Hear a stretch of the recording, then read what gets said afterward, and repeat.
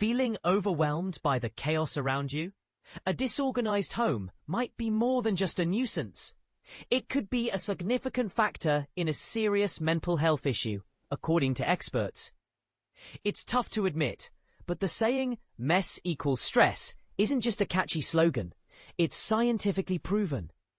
Clutter can genuinely impact your mental health, leading to increased stress and anxiety. Psychotherapists emphasize that hanging on to unnecessary items can create an emotional prison that is hard to break free from. Dr. Katie Barge, speaking to the Daily Mail, supports the idea that a tidy home leads to a tidy mind, which is especially true for women, individuals with mental health issues, and those with ADHD. She explains, it's a vicious cycle. The more prone you are to stress and anxiety, the more likely you are to have a cluttered home, which then exacerbates those feelings. Clutter acts as visual noise, making it harder to focus and relax, Dr. Barge notes. This is why clutter feels so draining. It leads to decision fatigue. Instead of focusing on tasks, people get stuck deciding whether to clean up the mess first. It occupies valuable mental space. Our homes often serve as personal museums, filled with mementos from vacations, closets brimming with seldom-worn clothes, and drawers stuffed with miscellaneous items. While these physical reminders of the past can provide comfort, research shows that excessive clutter can be detrimental to health. By the time people realize they need to take action, the task can seem insurmountable. There's a tipping point, Dr. Barge warns. When your house becomes overwhelmingly messy and cluttered, it reaches a stage where your brain can't even identify a single spot to start cleaning.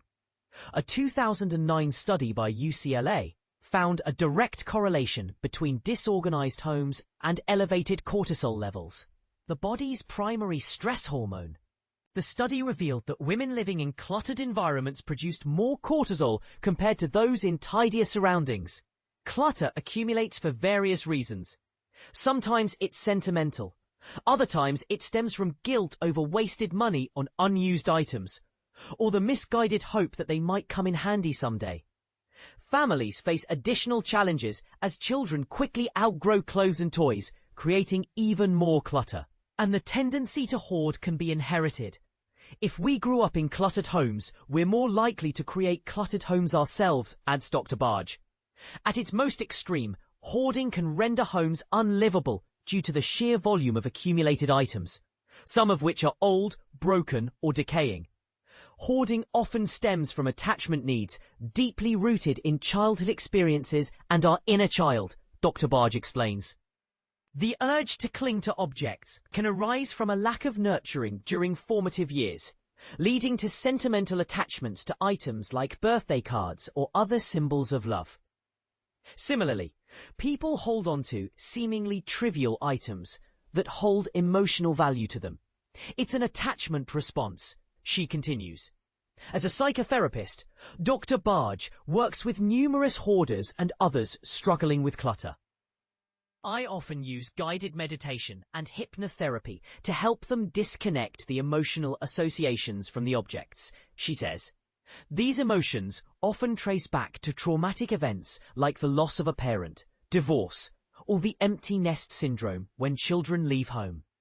I help them understand that the love they seek isn't contained in those objects. Dr. Barge also provides practical advice.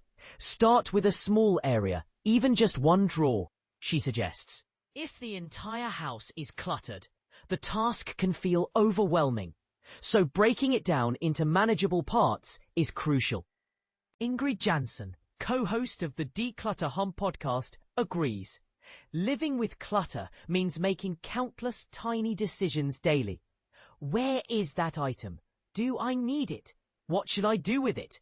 This constant decision-making is exhausting and leads to decision fatigue, she explains. Holding on to outdated items, like old clothes or textbooks, can tie us to past versions of ourselves, hindering personal growth.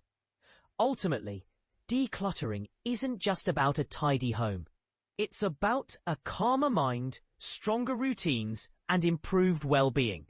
Clearing space in your home truly means clearing space in your mind, leading to a more peaceful life. The psychology of hoarding has captivated the public, inspiring popular TV shows like Hoarders in the US and Britain's Biggest Hoarders on the BBC.